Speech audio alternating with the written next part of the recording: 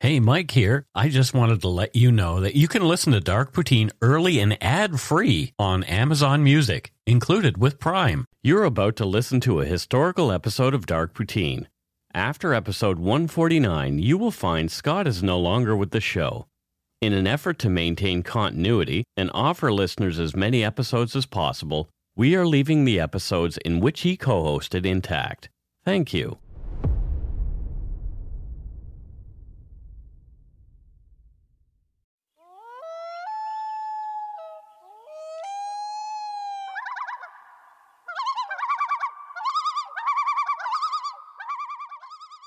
Welcome to Dark Poutine. I'm Mike Brown, creator and host. With me as usual is my good friend and co-host Scott Hemingway. Say hello, Scott. Hello, you wacky, crazy, unpredictable world, you. Right? The world is definitely unpredictable, but... it's predictable in its unpredictability. It's the only one we've got until Elon gets to Mars. But we've talked about it. Who's going to be the king of Mars? I want to be the first guy to step on there and say, guess what, Emperor? Oh, you do you? Yeah, I don't want to be that first one. There you go. The views, information, and opinions expressed during the Dark Poutine podcast are solely those of the producer and do not necessarily represent those of Curious Cast, its affiliate Global News, nor their parent company, Chorus Entertainment. Dark Poutine is not for the faint of heart or squeamish. Listener discretion is strongly advised. We're not experts on the topics we present, nor are we journalists. We're two ordinary Canadians chatting about crime and the dark side of history. Let's get to it. Put on your toque, grab yourself a double-double and an Nanaimo bar. It's time to scarf down some Dark Poutine. Chomp, chomp, chomp, chomp, chomp, chomp, chomp, chomp.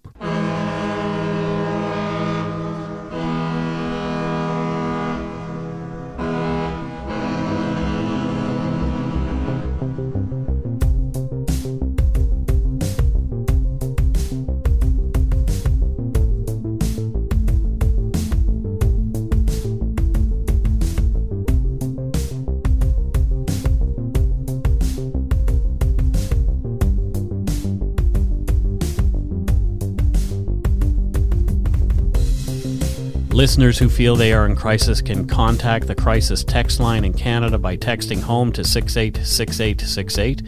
In the US or UK, text 741-741. You'll be matched with a volunteer counselor who is supervised by a licensed, trained mental health professional. Crisis text line is 24/7 support for those in crisis. For more information, please go to crisistextline.ca in Canada or crisistextline.org globally. Do it. Let's get on with the show.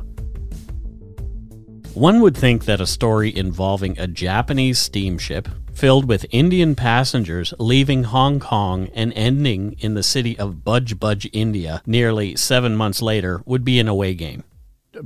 Budge. Budge. It's perhaps the best name I've ever heard. Yes, but this is not an away game. Oh, do tell. In early 1914, just before the outbreak of World War I, a Sikh businessman named Baba Gurdit Singh Sirhali chartered a Japanese ship, the SS Komagatu Maru, to carry a group of 376 Indian immigrants from Hong Kong to what they believed would be a better life in Canada. Mm-hmm. When the ship arrived in Vancouver in late May, the bulk of the passengers were not permitted to disembark. After months of legal wrangling, the remaining passengers were deported from Canada and the ship was sent back to India. Upon arrival in Calcutta, not wanted there, they were redirected to an Indian city called Budge, where the British were waiting for them. They were to be loaded onto trains and sent back to the Punjab. The passengers, wanting to stay in Calcutta, rioted. British forces shot 29, killing 20. This is episode 129, Excluded, the Komagatu Maru incident. This is a very well-known, but yet not well-known bit of Canadian history. I think there's a whole generation of people or couple that are growing up without really giving it much thought. Yeah, well, like we said, it happened 106 years ago. That's a few. Yeah. According to SikhWiki, .org, Baba Gurdit Singh Sirhali was born in 1860 at Sirhali Kalan in the Punjab. His grandfather was an officer in the Sikh Khalsa army and had fought against the British during the First and Second Anglo-Sikh Wars. Indian independence from British rule was a frequent topic within the family. Gurdit Singh's father left his family behind and went to Malaya, where he worked as a contractor there and in Singapore. Gurdit hated his teacher because he was abusive and left school at 13, but he had learned enough to be able to correspond with his father. When he was 25, Gurdit followed his father to Malaya, where he himself became a successful contractor. Always an activist, thanks to his upbringing, in 1909, Singh returned to India and became an advocate for workers' rights.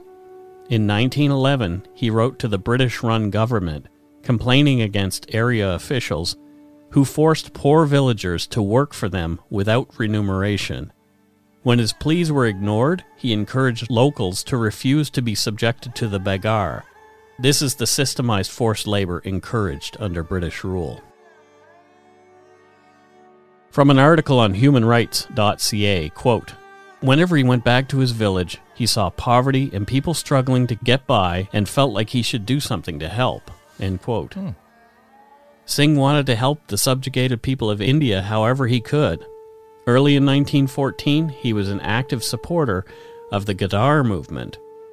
From a 2014 Sikh Formations Journal article, Ghadar Movement, A Living Legacy by Nishant Upadhyay, quote, "Established in early 1913 in Oregon and formalized on the 1st of November 1913 in San Francisco, Ghadar Party, also Ghadar, Mutiny, Revolt or Rebellion, a group of South Asian, predominantly Punjabi, and especially Sikh farm workers, mill laborers, seamen, intellectuals, and students led a revolutionary anti-colonial movement for India.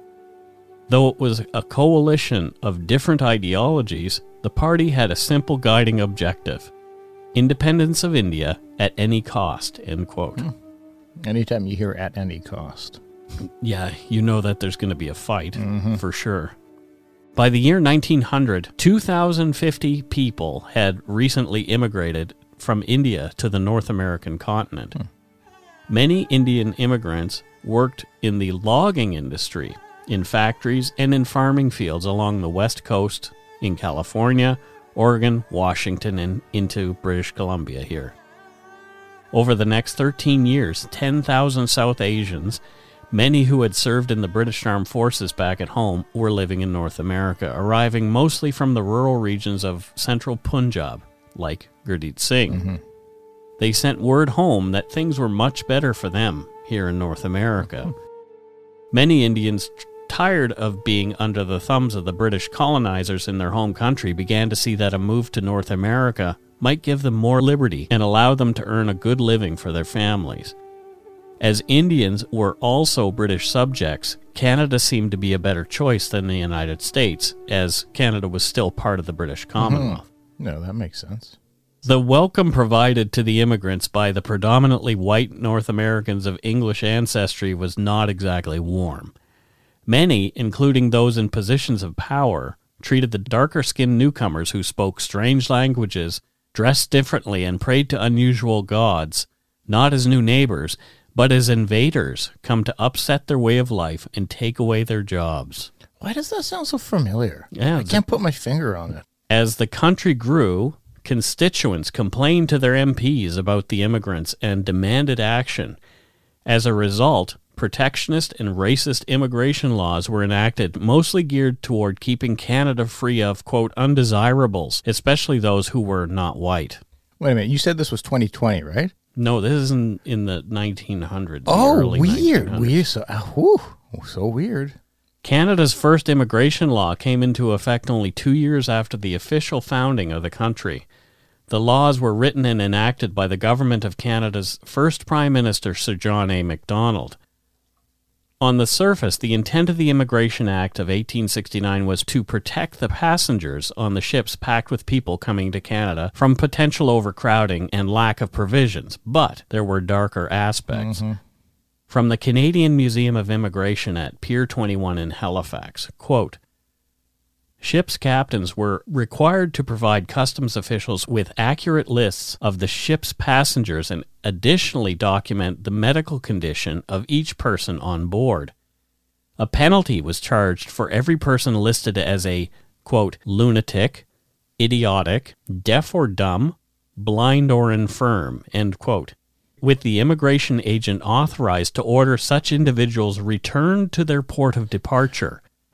The governor in council, i.e. federal cabinet, also reserved the right to prohibit the entry of paupers and destitute immigrants, end quote. What's a pauper? A pauper is just a very poor person. Gotcha. Yeah. There were positives to the act limiting greedy practices, taking advantage of people who just wanted a new life. Also from the Pier 21 site, quote, in an effort to prevent the exploitation of new immigrants, the act outlined specific procedures for their arrival at Canadian ports. Ship captains were required to land passengers at reasonable hours, offload luggage free of charge, and allow passengers to remain on board for 48 hours after arrival.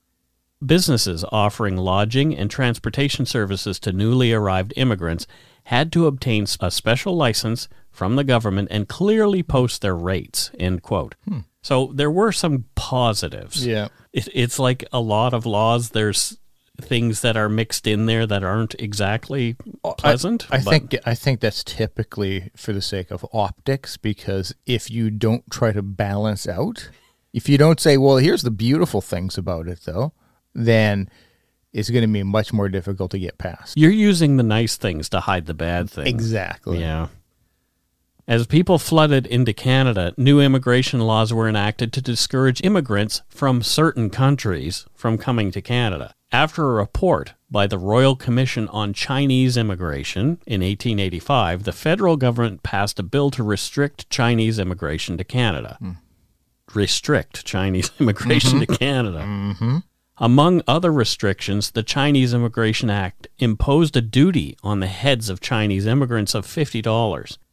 As the Chinese kept coming in larger numbers, the head tax had risen to $500 by 1903. Okay, well, holy shit, what a load of cash that was back then. Yeah. Like, and my Lord. Most of the people who want to immigrate to another country are not going to be carrying a large amount of cash. No, if you were affluent in your homeland, you typically are okay. Yeah, you're going to stay there. Yeah. So the whole purpose of that was to keep people away. Exactly. In 1908, Canadian Minister of Labour Rodolphe Lemieux negotiated an agreement with the Japanese Foreign Minister Tadasu Hayashi to restrict Japanese immigration to Canada.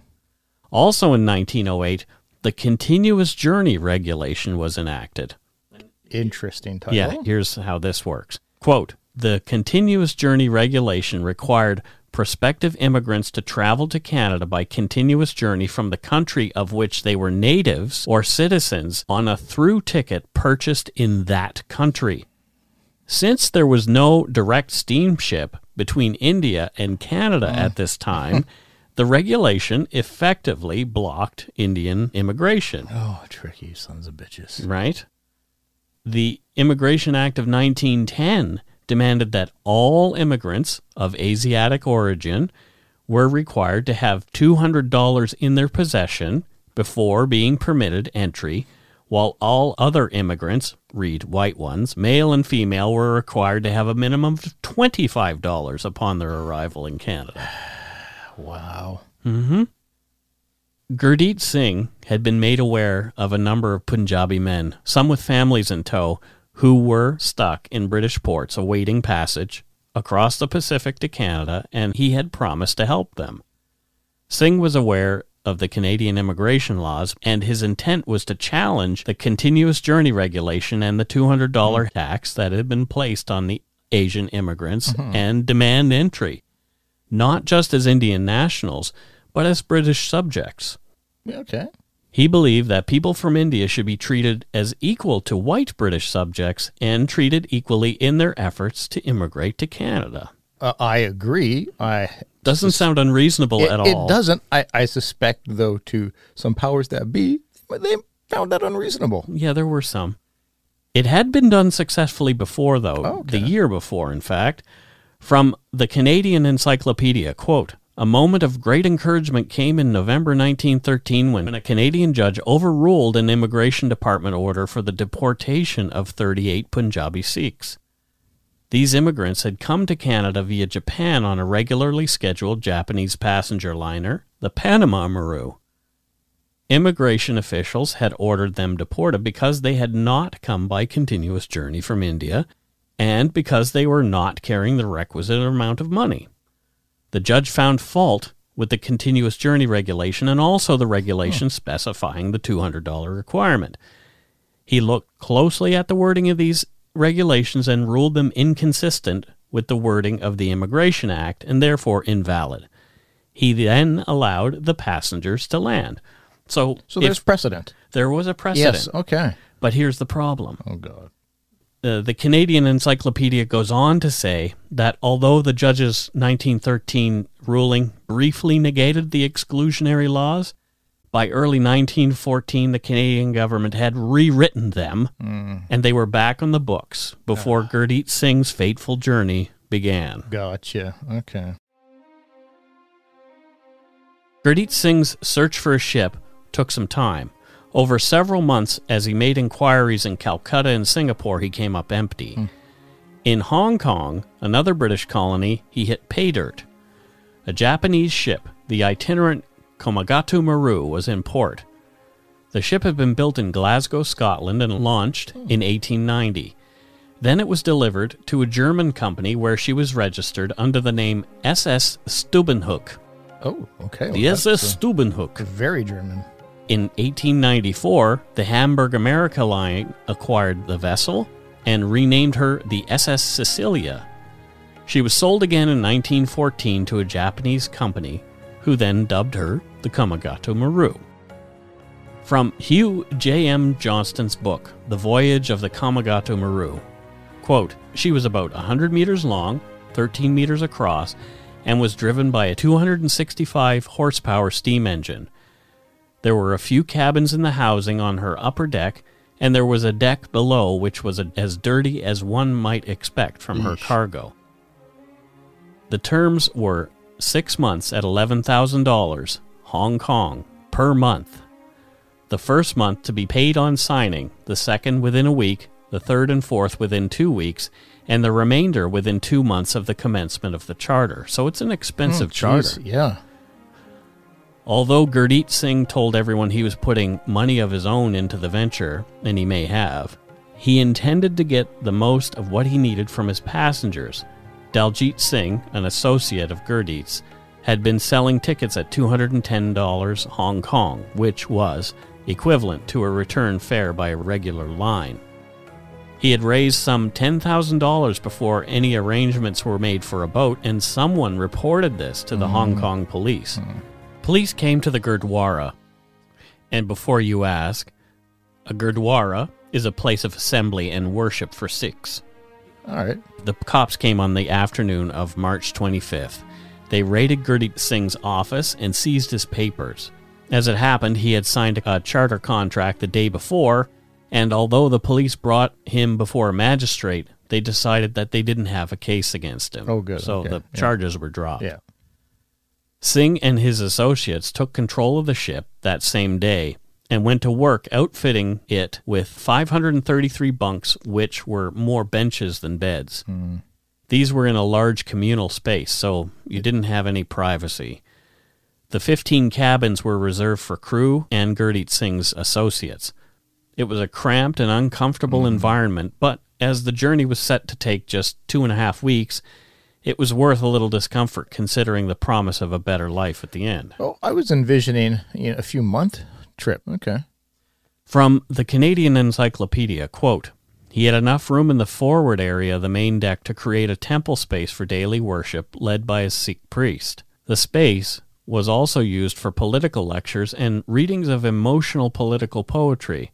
For the passengers, that time in worship and in lectures and readings facilitated extraordinary cohesion under the very difficult circumstances of a long confinement on board ship," end quote. As a result of the earlier legal issues, a number of potential passengers backed out of the voyage in Hong Kong, thinking it was some kind of scam. Oh, okay. This left Singh holding the bag financially. Other issues arose quickly. The ship was set to depart on March 28, 1914, but was held in port by Hong Kong's governor. Knowing Canada's immigration laws, specifically the continuous journey regulation, he sent a wire to Canadian authorities. Oh, shit. So they're giving a heads up to... Exactly. It read, quote, 150 Indian Sikhs have chartered a steamer from here to British Columbia, are not through ticket from India.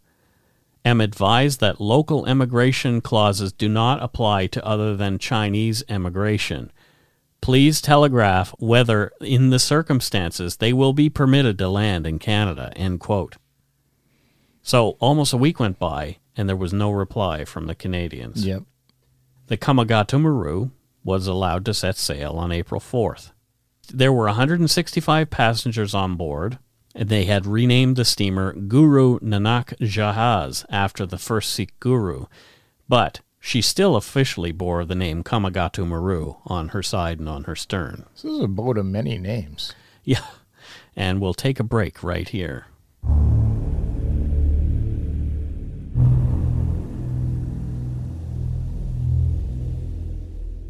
And we're back. Thoughts so far? It's quite fascinating learning like many historic stories, we know the result more than we know the path, more than we know the journey. And so it's always very fascinating to get the backstory. I learned a lot doing this about the way things work and immigration laws and all that kind of stuff. And frankly, racism. Yeah, exactly. Period. Racism. To recoup some of the costs of the voyage and maximize the space used on the ship, a decision was made to pick up passengers in other ports after leaving Hong Kong. On April 8th, they docked at Shanghai, where an additional 111 passengers boarded the ship. The ship stopped twice in Japan to gather more passengers. At Moji, Japan, another 86 passengers boarded the ship, and finally at Yokohama, another 11 passengers. The total number of passengers on their way to British Columbia was 376, including 24 Muslims, 12 Hindus, and 346. From the Canadian Encyclopedia, quote, nearly all of the passengers were from an elite landowning villages rather than the low-status groups, notably weavers, leatherworkers, and sweepers, that made up half of the village populations in rural Punjab. The sons of these landowning families were a chief source of recruits for the British Indian Army. Many of the passengers had served in the army or police of Hong Kong, Shanghai, Singapore, and other British outposts in East Asia, end quote. The ship left Yokohama on May 3rd and began to make its way across the Pacific slowly, having to cover over 7,500 kilometers with Japanese Captain Yamamoto at the helm. Her top speed was 11 knots, or 20 kilometers per hour. Dear God. This was no cushy 8-hour flight. Yeah. Well, and you said the engine was like 250 horsepower, which for such a large boat, it's not long. Seems very, very low. But, it was kind of a putt-putt, to tell you the truth. Yeah. They entered Canadian waters on May 21st, so almost 20 days later. From Hugh J.M. Johnston's The Voyage of the Komagatu Maru, quote, in the early hours of Saturday, 23rd of May, the Komagatu Maru anchored on the far side of the Burrard Inlet opposite Vancouver. At dawn, the passengers were out on the deck with tree-covered mountains rising behind them and the city across the water in front. They were dressed in their best, with their bags packed, ready to go ashore, end quote. Would have been quite a sight. The Burrard Inlet currently is a beautiful sight. Vancouver is very, we're surrounded by rainforest. Like it's absolutely beautiful. But back then, there were less buildings in the way. Yeah, and so it would have been this beautiful sight. I could imagine the excitement of, oh, look at this. We're in this new place. Yeah. Let's go. Let's get this done. We made it. We're here. Look how beautiful it is. Oh, everything's going to be great, you're thinking. You've got your go to temple clothes on. Yeah, you know, like you want to present as the best as you possibly Absolutely. can. Yeah, exactly. You know? And giving respect to your new country and, you know, all of those kind of things. Customs officials, a shipping agent, and a medical inspector came aboard. The officials cited the immigration laws that the vessel had breached, and it was strongly suggested that they leave voluntarily or risk deportation. So you're standing out there all ready to go, you're excited. Let's make this journey. You made the journey. Yeah. And Gurdit Singh expected some of this to happen, but I'm not sure how clear maybe all the passengers were on that. I would imagine that they weren't made fully aware. There was, we may encounter some challenges, but I'm prepared to, here's what we're going to, not... So I'm sure that their expectation is, it's going to be fine. Yeah. But it wasn't. Yeah. From the ship, Gurdit Singh said to press that had come alongside as well, quote, "We are British citizens, and we consider we have the right to visit any part of the empire. We are determined to make this a test case, and if we are refused entrance into your country, the matter will not end here," end quote. So, he was prepared. Letting the challenge be known. Yep. From the Canadian Encyclopedia, quote, "None of the passengers was allowed ashore, even for preliminary examinations, except for 20 returning residents in a very few special cases." So only 24 passengers in total were allowed to disembark. But you said returning. Returning, you know, the returning residents. They'd already lived in Canada. Yeah. Well, not necessarily citizens. They were maybe, I don't know what they would be called at the time. The rest of the passengers were told they must remain on board the ship, which was ill-prepared for a long stay in one place without new provisions. Just the day previous to Komagatu Maru's arrival, the Conservative Premier of British Columbia, Sir Richard McBride, made this blatantly racist statement. He said, quote, "To admit Orientals in large numbers would mean, in the end, the extinction of the white people. Oh. And we always have in mind the necessity of keeping this a white man's country," end quote. Holy shit. So, the elementary school I went to for a few years was called Sir Richard McBride. So now... that is him. It's how topical hearing about in the States, wanting to rename military bases and places that had to do with historically racist... leaders or people. Suddenly, now I'm like, oh, I don't feel comfortable about that name on the school. Nope. Like, the guy whose name was on the school I went to said racist things. Racist shit. Yep. Premier McBride was adamant that the unwelcome immigrants would not set foot in British Columbia. Of course, citing the 1908 Continuous Journey Regulation and the 1910 Immigration Act demanding $200 from each passenger, which many didn't have. I'm citing the continuous dickhead. Before we try to explain away what the Premier said with that tired old excuse that we've been guilty of here, it was a different time, perhaps we should ask ourselves, was it really? Yeah, I absolutely do acknowledge that different times play different roles, because for sure racism was afoot. It was normalized. It was just part of okayed behavior. So a different time does have some weight. But the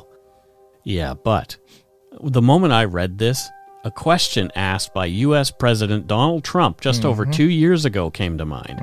During a January 11, 2018 meeting in the Oval Office, Trump asked, quote, "Why are we having all these people from shithole countries come here?" Yep. End quote. Yep. He was referring to immigrants from Haiti, El Salvador, and African countries. Yep. But isn't this the same sentiment? It's absolutely the same sentiment, and he's trying to renormalize a lot of that behavior.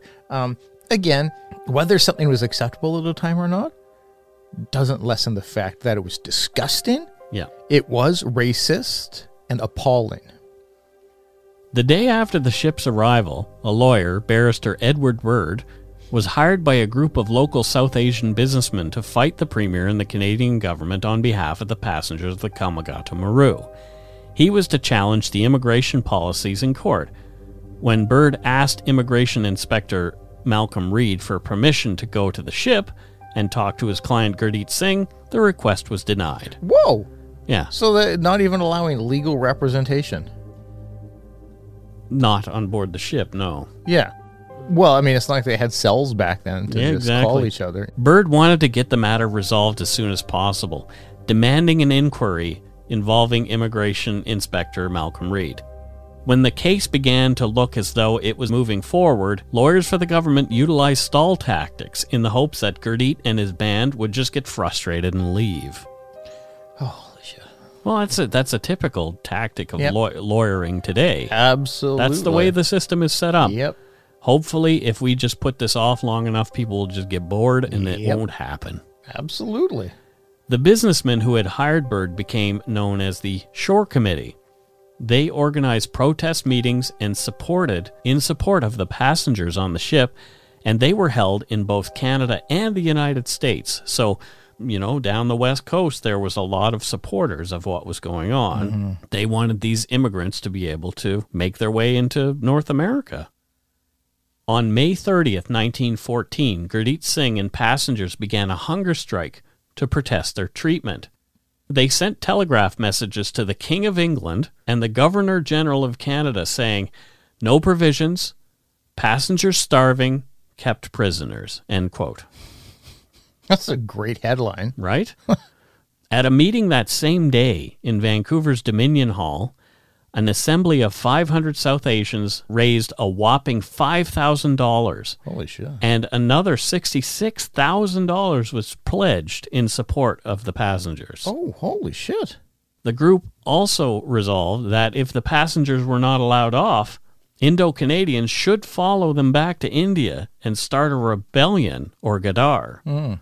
So, now, if this happens, then let's go back and fight the Brits there.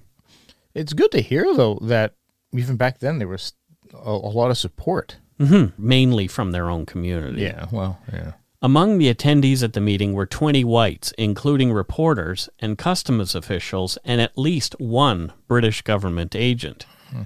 After hearing the rebellion rhetoric, the agent wired government officials in London and Ottawa to tell them that supporters of the Revolutionary Gadar Party were on the ship. Doesn't that just call them terrorists? Doesn't that sound familiar to when a lot of Syrian refugees were coming to the States, and there's ISIS members on there. Mm-hmm. There's ISIS members on there. Oh, why might they throw that out there?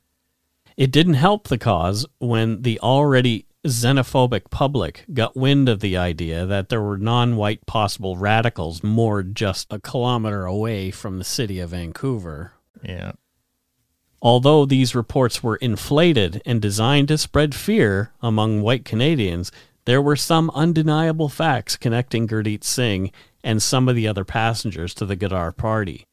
From Hugh J.M. Johnston's article, The Komagatu Maru and the Gadar Party, quote, "It was true that there were personal links between the Gadar Party leadership and the organizers of the Komagatu Maru.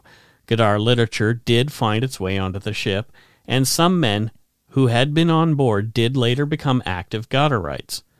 But the primary objective of the Komagatu Maru was to open Canada for South Asian immigrants. It wasn't about terrorism, even if they did have some ideas that they wanted to rebel against the Brits. That just kind of makes sense, and later on that actually, history. They did gain their independence. But that was a very frightening thing to Canadian officials and predominantly white population. On June 11th, the Shore Committee sent several tons of food to the passengers, but in another blow, using another delay tactic, Immigration Inspector Malcolm Reed adjourned the Board of Inquiry with the excuse that his staff needed to attend to regular office work.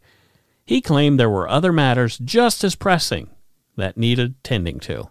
So there are other things that have to do with immigration, but these people who may be not doing so well, starving, confined to this vessel, all cramped there in not so great conditions, well, that can wait. Do you think maybe, again, that has something to do with, we'll just keep, we'll get them so uncomfortable that they'll say, oh, let's turn around and go back. I wonder. Exactly.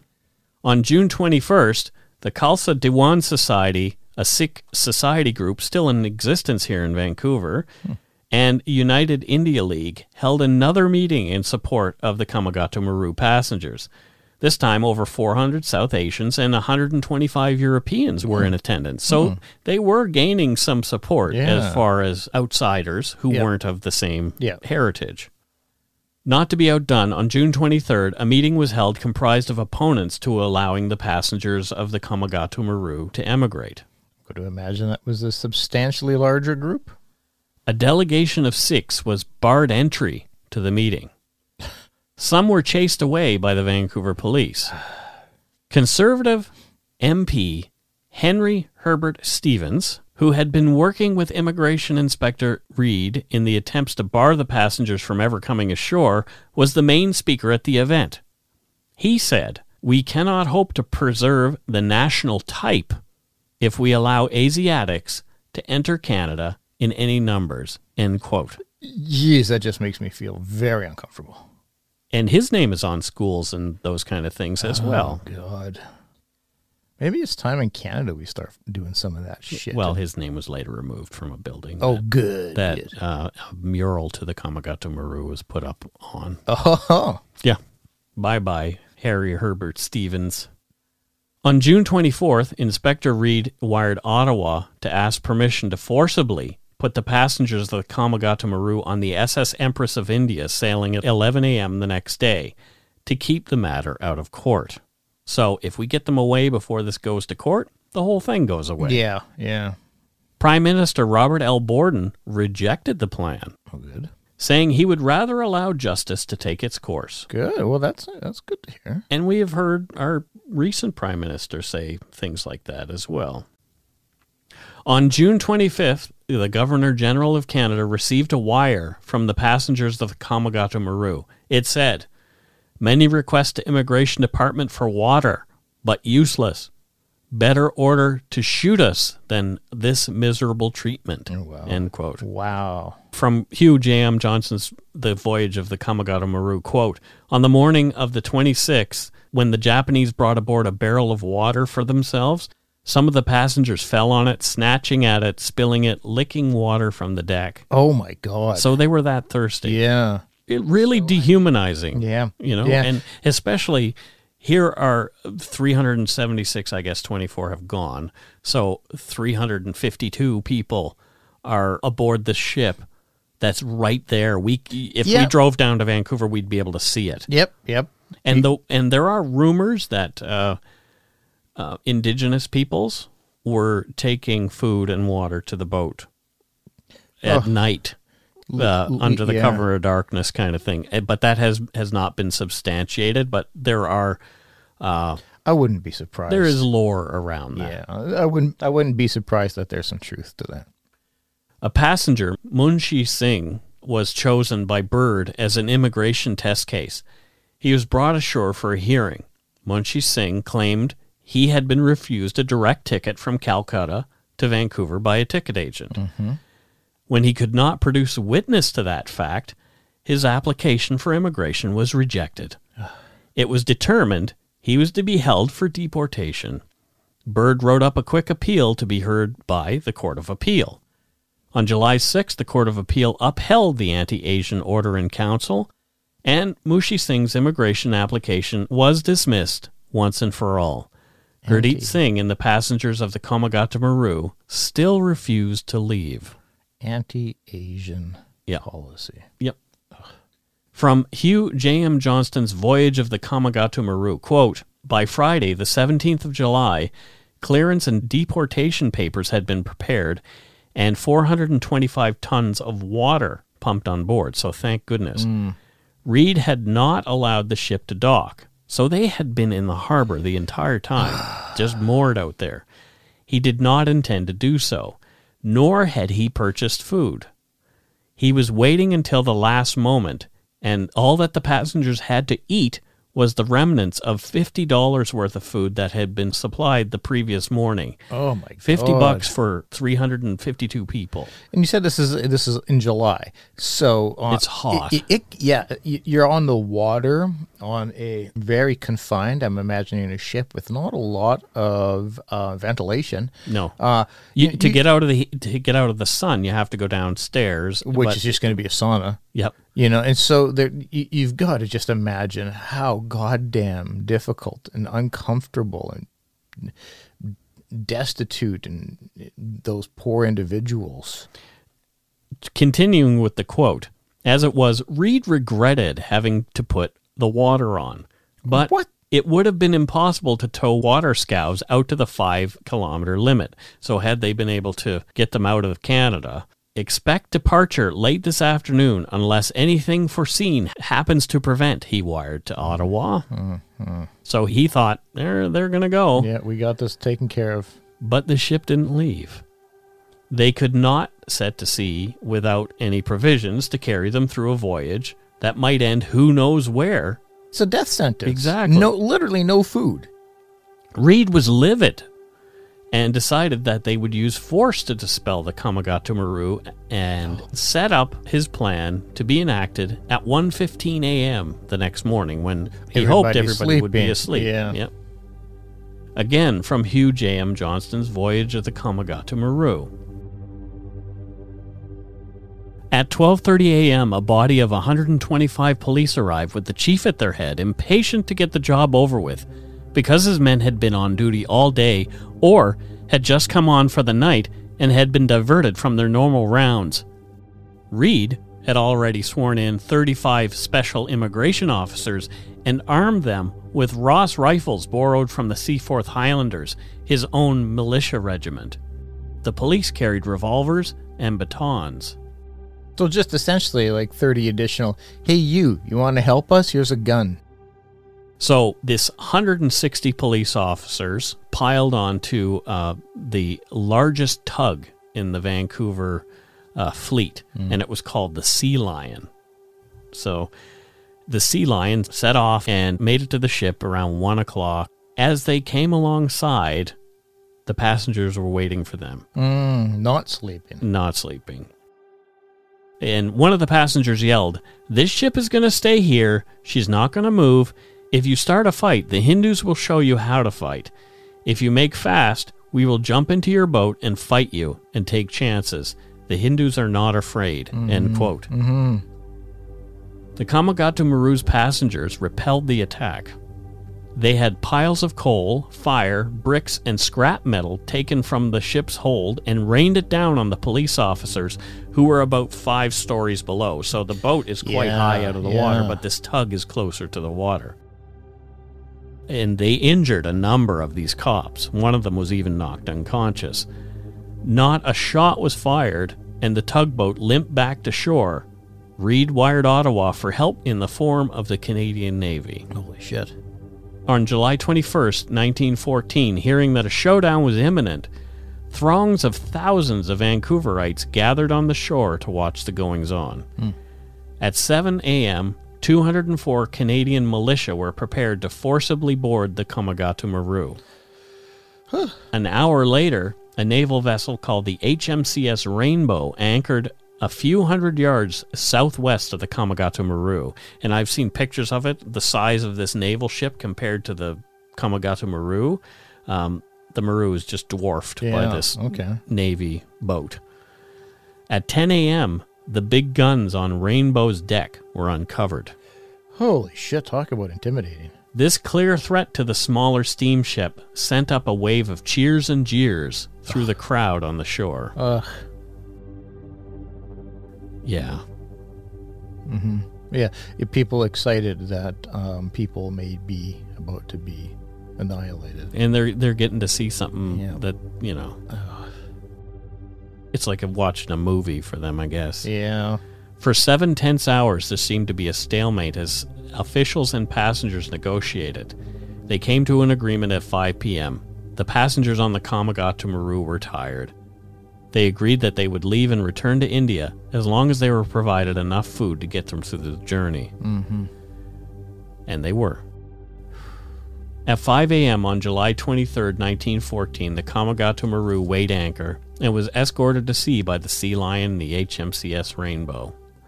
Because, you want these harmless people to be escorted by armed folks. Mm-hmm.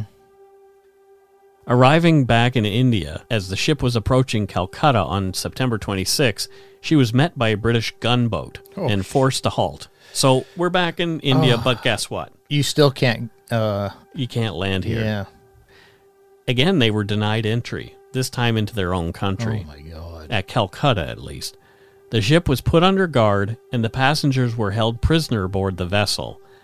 The boat was forced to the town of Budge, 27 kilometers south of Calcutta. On September 29th, 1914, at 11 a.m., the Komagatu Maru finally docked at Budge, and the passengers were forced to disembark the ship by police and military. So, this all began in May. Oh, fucking hell. Yeah. And here it is, like the end of September. Jesus And Christ. this is the first time they're off the boat. Holy Christ. That is not a cruise. That is not a cruise. Wow. Officials called additional police and military to enforce the order to remove them from the boat. The passengers wanted to go to Calcutta, but the British told them they were to board a train back to the Punjab. Frustrated, no doubt, from 2 trips across the sea in multiple months, cooped up together with strangers aboard an overcrowded ship, tempers boiled over. Led by Gurdit Singh, the passengers refused to get onto the train, and a riot broke out. And why is all this happening, Mike? Because good people wanted to better their life. Right. That's what it comes down to. Yep. According to SikhWiki.org, of the 321 passengers on the ship at Budge, 62 left for the Punjab. 20 passengers died shot by British soldiers. 1 drowned, and 9 more were wounded and hospitalized. 202 passengers were jailed, and 28 remained unaccounted for. Almost 40 passengers, including Gurdit Singh, had escaped. He remained on the run successfully underground until 1920, when on the advice of Mahatma Gandhi, he surrendered voluntarily at Nankana Sahib. Gurdit Singh was imprisoned by the British government for 5 years. After his release, he settled down at Calcutta, where he died on the 24th of July, 1954. So he was 94 years old when he passed away. Oh, wow. Shit. The Komagatu Maru incident left a black mark on Canadian history. And for years, the South Asian community and families of those who had been involved called for an apology from the Canadian government. Yeah. On the May 18th, 2016, 102 years after the incident, Prime Minister Justin Trudeau stood in the House of Commons and issued Canada's official apology. Here's some audio highlights of the beginning of that speech. 102 years. Jesus Christ, eh? Yeah. I would like to begin by acknowledging the hard work done by many of my colleagues that has brought us to this historic moment here today. From my own caucus, I thank the members from Surrey Newton and Winnipeg North for their tireless advocacy. They have petitioned the Canadian government for years to make the apology that we will make today. I thank them for their commitment to this cause. Today I rise in this House to offer an apology on behalf of the Government of Canada for our role in the Komagatu Maru incident. The PM went on to describe the incident, apologizing to the victims and their descendants, reminding us that the apology comes only after none of those who survived the ordeal are still around to hear it. He went on to say in his 10-minute speech, quote, Just as we apologize for past wrongs, so too must we commit ourselves to positive action, to learning from the mistakes of the past, and to making sure that we never repeat them. That is the unique promise and potential of Canada. We believe that every person, no matter who they are, no matter where they come from, deserves a real and fair chance at success. Canada's South Asian community exemplifies this success every day. We believe that our diversity is a source of strength, that we are strong, not in spite of our differences, but because of them. Let us always endeavor to do better and to be better." End quote. Yeah, we live right in one of those locations mentioned, the Surrey-Newton area. And as we've talked about in the past, it's incredibly heavily diverse, but of a large Indo-Canadian community we live in. And it's amazing. We'll post a link to Trudeau's entire speech if you want to listen to it in the show notes. Ahead of the apology, Global News Vancouver's Squire Barnes, a.k.a. Scott's doppelganger, spoke to a couple local men who are descendants of one of the Komagatu Maru passengers. And here's some audio of Squire and those guys. When the Komagatu Maru sailed into Vancouver waters in 1914, nobody knew it would become a symbol against racism and British rule in India. The passengers never expected the color of their skin would keep them from reaching our shores. Some people compare them as a refugee. Yeah. No, they were not refugee. They were not illegal immigrants. They were legal immigrants. They had the British passport. They could travel anywhere. They were sent back just because they were Indians. Raj and Jazz Tour have fought for years to get an official government apology. They fought for many reasons. One of them being to honor their grandfather. This is my grandfather, Puran Singh, Janetpura. Their grandfather returned to India and became a hero in its independence struggle against Britain. But he never followed his family back to Canada. He said, I have a painful memory with Canada there, but I will not go there. But my whole South Asian community will go there, we open the way for them. But an apology is not only the appropriate action to take, it's the right action to take. And it's hoped the apology will help facilitate the story to serve as a lesson for future generations. We don't have the perfect history, Canadian history, but we learn from our mistakes. So there you go. Yeah, that last statement's quite profound. We still aren't perfect. No, we aren't here on this show.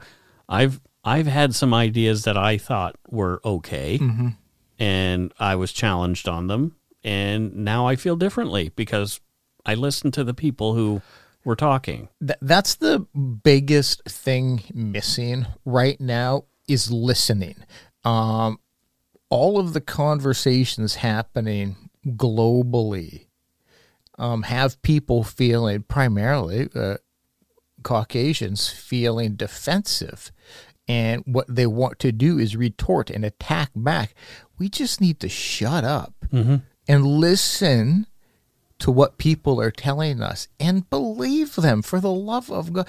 Quit being so defensive and insecure. Yeah. Shitty things happened. We can make better decisions. Just listen. Stop arguing with those people and start listening. If you're ever in Vancouver, you can visit one of the memorials commemorating the Komagatu Maru incident at the foot of the stairs leading away west from Jack Pool Plaza toward the seawall. And the plaque there is accompanied by a photo of Gurdit Singh surrounded by the passengers as they are awaiting departure from the Komagatu Maru here in Vancouver Harbour. To paint a picture for people, we had the 2010 Olympics here. The Olympic torch is in Jack Pool Plaza, and this is mere feet away from the Olympic torch and overlooking the Burrard Inlet where the ship was stationed.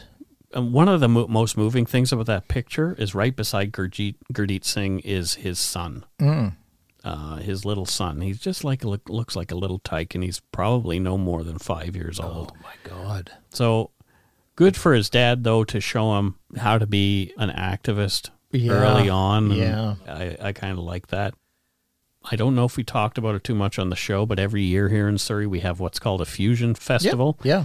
and you get to go enjoy everybody's food and culture. Oh, it's amazing. Watch their dancing, singing, all kinds of different things. And it's every culture is involved. Yeah. It doesn't matter what part of the world you're from. You're welcome to have a booth there and set up. I'm of Jewish heritage, partially, and I had Israeli food there for the very first time. It was kind of interesting. And, it's a really, really cool thing that we celebrate our diversity here. Yeah. That said, I mean, we know that there is systemic racism in a lot of our organizations and our laws. Yep. Just this week, the RCMP have admitted that they do agree there is systemic racism within their organization. And as did Trudeau just, I think, yesterday. He made a similar speech of, yes, there is systemic racism in our authority figures towards our Indigenous people and people of color. So we are seeing changes in the world. It seems that only some of the white folks are upset by statues coming down and names being removed from buildings and those kind of things. I don't have a problem with any of it. Me neither. And again, it's that whole white fragility. It's like just acknowledging that we know not all white people are like this. For sure, for sure, because we are that. We are white people. But if we're just calling things as they are, this is what's happening. And admitting that we have done shitty things in the past doesn't mean we are shitty people and we can do better. But just acknowledging that this shit has happened doesn't mean that we're terrible people and we can't do better. But that fear is that admitting it means that we're terrible, that we're going to lose our comfortable way of living. Like, it's just very frustrating. And that's what I mean when we just need to shut up right now and listen. I'm reading a book right now, and I'm listening to a man. His name is Ibram X. Kendi, and he wrote a book called How to Be an Anti-Racist, and it has actually moved me numerous times in a way that it has made me understand racism in a new way. He says the opposite of racist is not non-racist, it's anti-racist. Yeah. Anyway, racism was on my mind because of what's going on in the world today. So I felt that it was time for us to cover this particular episode. Yep. And, if you are bothered by it, ask yourself why. Yeah, but that's my biggest piece of advice to everybody. If what we say on this show, when we talk about racism, if it bothers you, ask yourself what it is that you are bothered by. Are you afraid of something? And if you are afraid, ask yourself why you are afraid and what you are afraid of. Because when people react with anger, there's always fear at the bottom of it. Yeah. So what is it that you are afraid of? Are you afraid of losing something? Are you afraid of somebody taking something away from you? Ask yourself those questions. That's absolutely the root of it. It's fear of losing the life you know. But maybe the life we know isn't exactly the best one. The life we know is extremely advantaged in our favor. And relevant to this case and progress, in 2017, Jagmeet Singh, a Canadian lawyer born in Scarborough, Ontario, and of South Asian heritage, was made leader of the Federal New Democratic Party of Canada. Upon his election, Singh became the first person of a visible minority group to lead a major Canadian federal political party on a permanent basis, and the second overall after the Bloc Québécois' former interim leader, Vivian Barbot. Canada has come a long way since the Komagatu Maru incident, but we still have a lot of growing to do. As a quote attributed to Maya Angelou goes, "Do the best you can do until you know better. Then when you know better, do better." That's it for this week's case. Just some things, things to think about. Yep.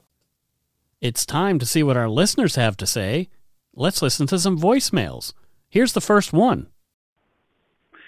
Hey guys, from here in very sunny, very hot Minneapolis, Minnesota. This is Amelia, and I just wanted to give you a special shout out. And thank you so much for your podcast. It's bring me immense joy during this little time of crisis we've had in our town here. It's been kind of rough, but thank you. Every Monday, I look forward to the new podcast. I might go back and revisit some old ones as well, because you guys, if I gotta go anywhere, I'm going to Canada, and I need you guys to tell me where to move, where the hot spots are. I need this info, so maybe we can secretly be best friends. But I just wanted to thank you guys. You guys are awesome. I'm not on Facebook. I don't do Facebook, but I do Instagram. Anyways. Go take a shit in your hat, and much love from Minneapolis, Minnesota. Thanks. Bye. Amelia, we can be openly best friends. Yeah, we don't have to be secret about it. Nothing secret about it. Yeah, we're good with, we love friends. Yeah, and there's more, we have room for lots of best friends. Oh, for sure. For sure. Yeah. I mean, head on up here. We absolutely will show you the places to be. Yeah, and speaking of places struggling right now with racism, the epicenter currently. Yeah. So thanks for taking the time out to give us a call, Amelia. You're awesome. Thank you. Yeah. Here's another. Hi, Mike and Scott. My name's Harmon. Everyone calls me Harmony. It's easier. I actually have a boyfriend named Scott as well, and he's a little jealous that I'm in love with Scott from Dark Poutine. I just find both of your humor very, very amusing. We both love the podcast. We've been listening since April because I looked up, we're from Hamilton, Ontario. So I looked up a case from here, and you guys are the only ones who covered it. So that was pretty awesome. And you guys are just so charming and nice to listen to. And since last month, we've binged through all your episodes, and we're pretty much caught up now. So, yeah, I would like you not to shit in your hats, because I would not want doo-doo in that place. But hope you guys have a great day. Bye. Harmony, I am nothing to love. Trust me. Right. Trust. I know me. Yeah. I've lived with me for 46 years. Yeah. Yeah. Unless you want. See, people hear you. Yeah, but they don't. And they know hear me. you having fun and all that kind of stuff. They don't know my farting. Yeah. Well, that's what I was going to say. They have never smelled you. Yeah. They don't know my burping. They don't know the power in my laziness. Yeah, I'm nothing to love. Trust me. Yeah. Run while you can. But thank you. Thanks, Harmon/Harmony. Yeah, thank you. I have another friend called Harmony. Oh. It's a very nice name. All right. Well, look at that. We have even more voicemails. It's crazy. People are taking time out of their busy schedules to send us a little hello, and we appreciate it. Here's another one. Hi, this is Catherine Monroe, originally from Prince Edward Island, born and raised, working in Oregon right now doing bird surveys. So I'm sitting in my truck at 4:30 a.m. about to head out into the woods, and just wanted to say that I love your podcast, Scott and Mike, learning about Canadians' dark history. It's interesting. It's not glorifying, but it's interesting, and I don't listen to it on my way to work. I leave the house at about 2:30 in the morning to head out to my locations. But on the way home at about 7:38 in the morning, I turn on Dark Poutine because it keeps me awake on the drive home, and I really appreciate that. And you guys are great, so thank you so much. Bye-bye. My God, could you imagine waking up to leave your house at 2:30 in the morning? Yes. Sweet Jesus. I have done it when I worked in the movie business. That's not a time. I wasn't out surveying birds, though. No. You know what we call, what the word bird means back in Nova Scotia, though. Flipping it. No. Oh. It's like... like a dame, like a hay lady? No, it's like... I got it. Bubbles yelled at one time when he was stuck in the water in Trailer Park Boys. He said, I got a leech onto my bird. Oh. It was his mail business. His tinky winky. Yeah. So I hope those aren't the birds that you're out. Oh, jeez. That would be... See, she's surveying birds, i.e. she's a peeping Tom. Jesus, that would not be... I wouldn't be getting up at 2:30 for that. No, heck no. No, or like 7:30. But thank you for taking the time to listen. To listen and leave a voicemail. Leave a voicemail for us. Very many thank yous.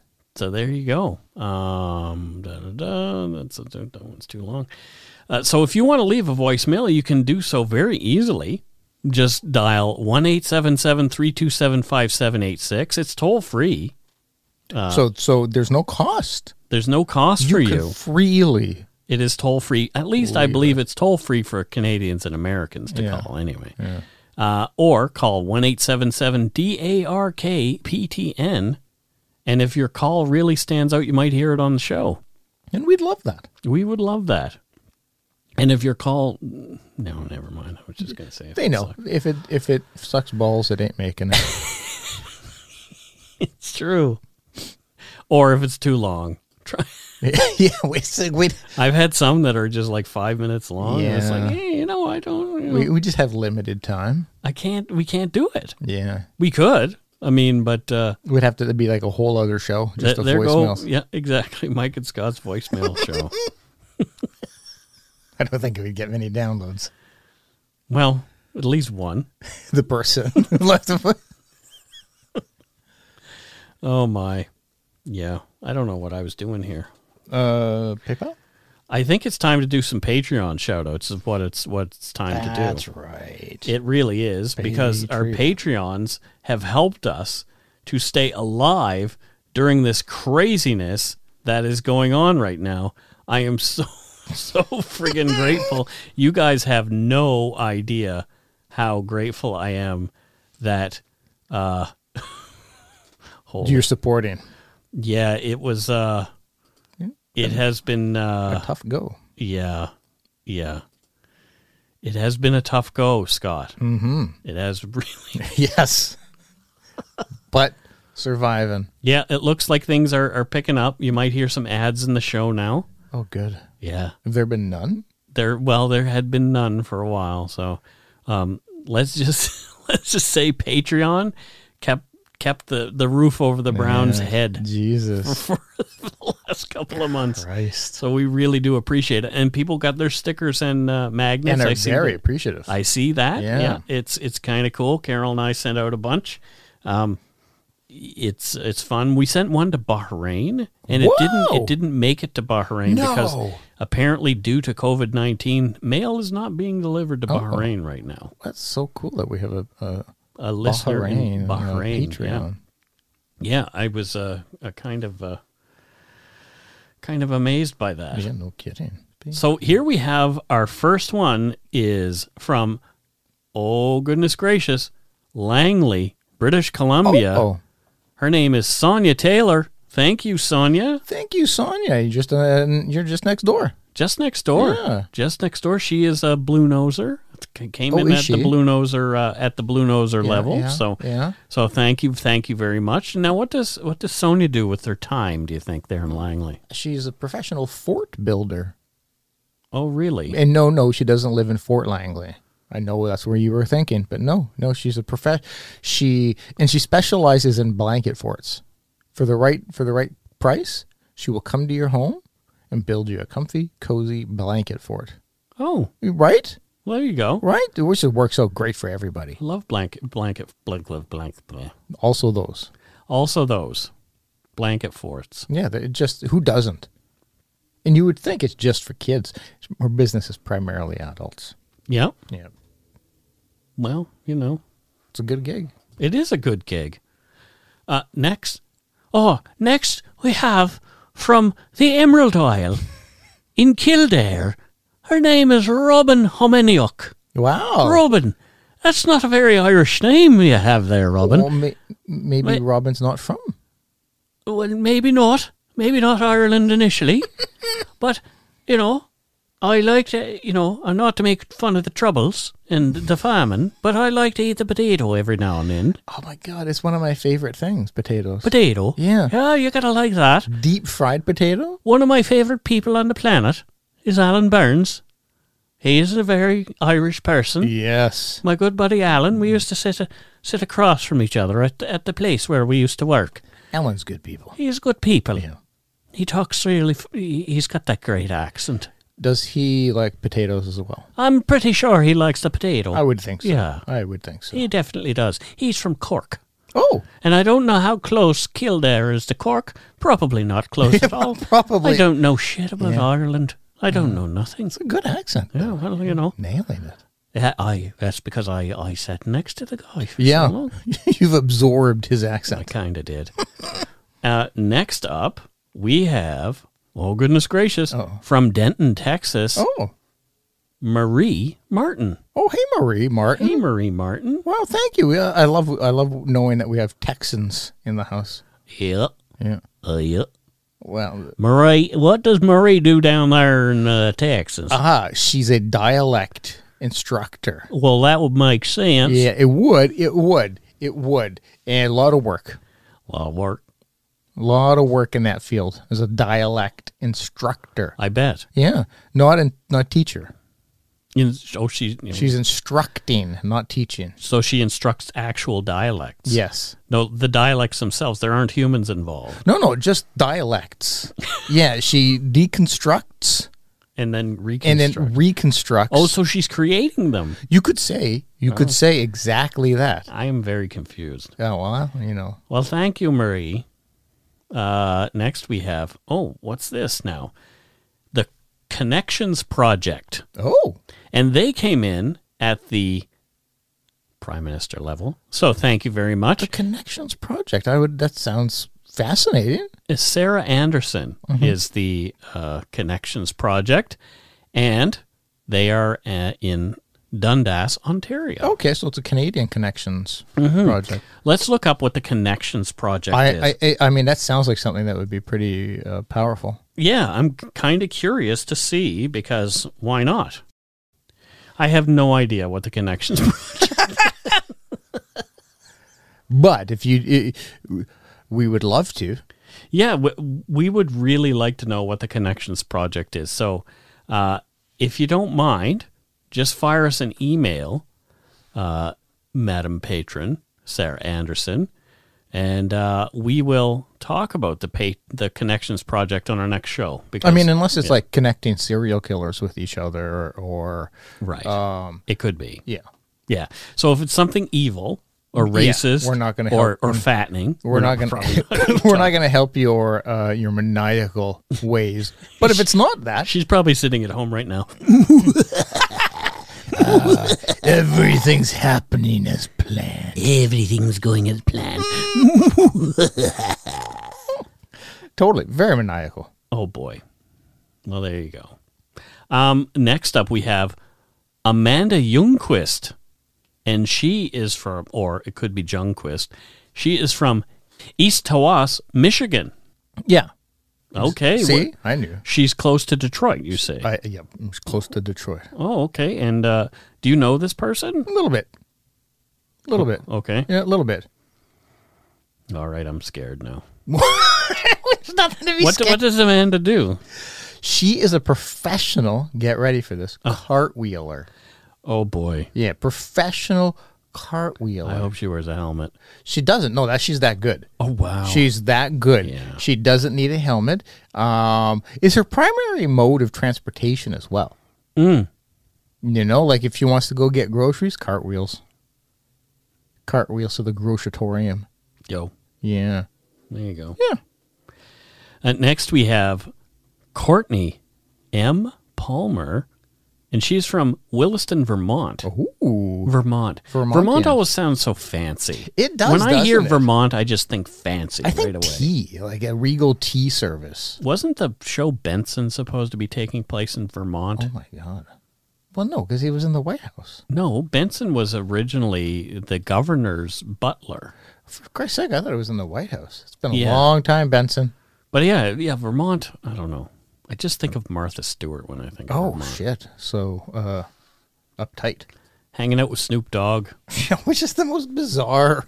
Well, they're both, they both have a past. This is true.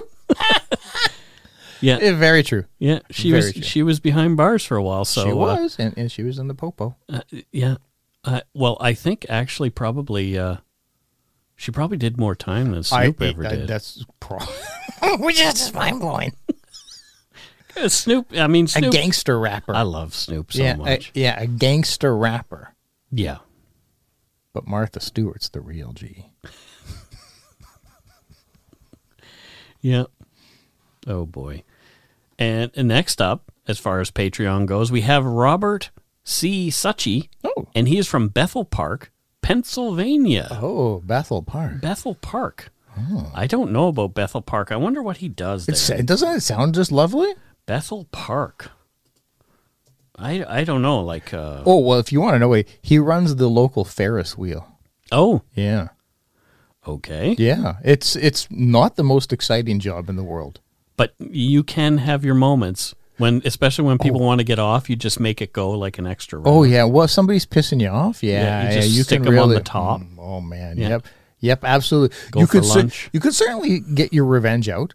But, yeah, most days it's pretty mundane. You're just pushing a button. Every once in a while, somebody will be rocking when they shouldn't be rocking. Yeah. And you got to keep it down. Don't rock it. But, again, most people are quite compliant. Oh, yeah. Yeah. Yeah, I mean... they get it. They know. Don't rock the Ferris wheel. The Ferris wheel. Don't rock the Ferris, which is a very common saying. We should have that on a T-shirt. Don't rock the Ferris wheel. Don't rock the Ferris wheel. Yeah, it would... Inevitably somebody rocks it and some yelling happens. Yeah, it just shouldn't happen. It shouldn't.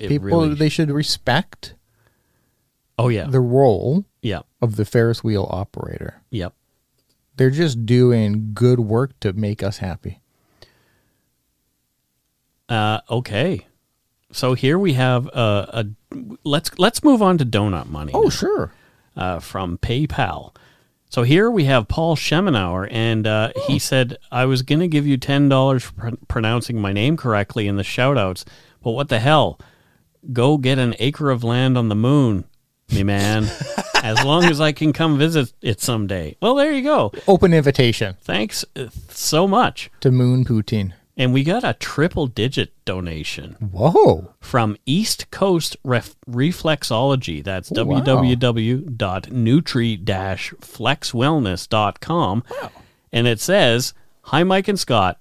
I didn't know who to put first, so I went alphabetically.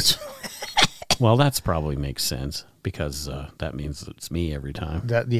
Win-win for Mike. I'm a student right now and can't afford to become a patron, so... I will send along donut money when I can. I love listening to you guys. I found you guys while searching for true crime podcasts. My addiction began with Max Haynes, crime reporter back in the 70s, as did mine. Interesting. I couldn't wait to get the paper on Saturday. I have to tell you, of all the programs, podcasts, shows I've seen, yours is the most respectful on all sides of the story. That is what keeps me listening. I began listening about March 15th when this whole crazy thing began, and I have 4 episodes to go. Oh, wow. Wow. I wanted to tell you about a crime here in New Brunswick that you may want to look into. It was a double hanging, already on my list, just so you know. They were called the Bannister Brothers. I won't go into any details because I'm not 100% sure of the facts, nor am I at this point. Yet. Anyway, time to get some sleep while listening to Dark Poutine. Go shit in your toques and keep up the good work. Cheers. And that is, again, East Coast Reflexology. And thank you so much. That was amazing. That was really, really awesome. Thank you. Much appreciated. Mucho. And here we have someone named Michelle, but there's a different name on the PayPal account because she says, hi, Mike and Scott. This is my husband's account, but it's really Michelle and Tara from the Murder and Merlot podcast. Oh, well, hello. That sounds delish.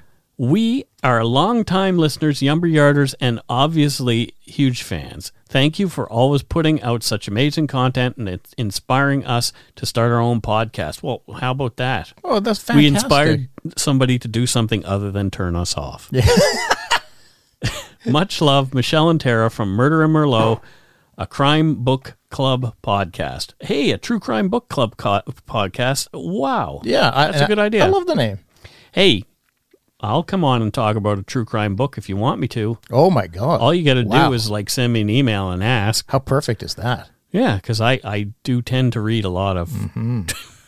Too much. My room is at the point where I have filled every bookcase, and I actually need new bookcases. Wow, murder! It's all murder. Yeah, well, Next, we have somebody who spells their last name exactly like I do, so we're probably related somewhere. Her name is Samantha Brown, with an E on the end. Hi, Samantha. Thank you so much.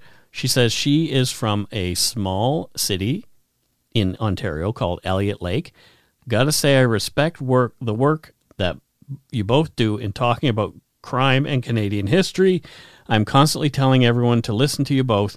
If you could, what episode should I recommend? Besides all of the episodes, hope this covers some treats from Tim's. Go shit in your hat, eh? Thanks again. The episode I would recommend people to start with, I don't know. I just big advocate of the Alyssa Lamb episode. I like that one. Yeah, I definitely do.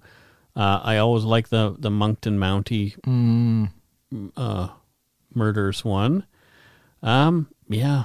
I think it's hard for us to choose. I think for me, I say Alyssa Lamb because just it gives you good insight into how we try to be empathetic and always the best respectful. episode for me is the one we just did. It's true. Yeah. I'm not kidding. Yeah. I'm not kidding. Next we have Sally Norris again. Thank you so much, Sally. Many thanks. As always, Sally N. Weymouth, UK. Occupation, being Chuck's little sister when Chuck Norris listens to Dark Poutine. Mike and Scott, send him donut money.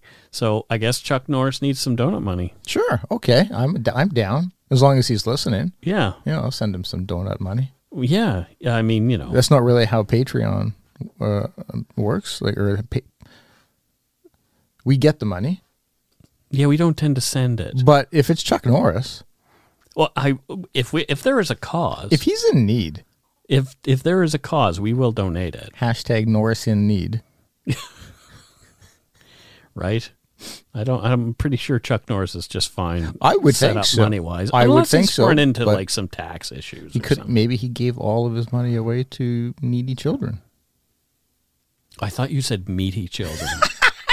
I'm a little deaf, by the way. That in many ways that's wrong. Meaty children. Yeah. Ugh. Like that you can eat them? Yeah, exactly. Or are they just like is their health not great? Somebody asked me one time, well, you don't like children? You don't have any? And I said, I love children. I just can never seem to finish all of them. Oh no.